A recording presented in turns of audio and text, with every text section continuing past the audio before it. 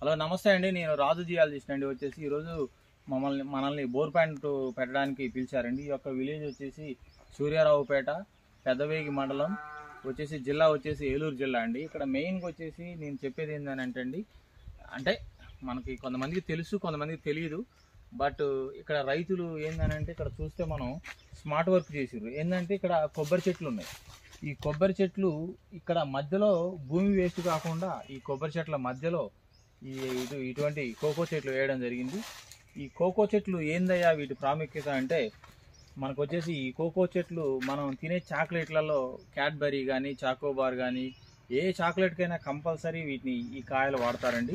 వీటిని కోకో కాయలు అంటారు.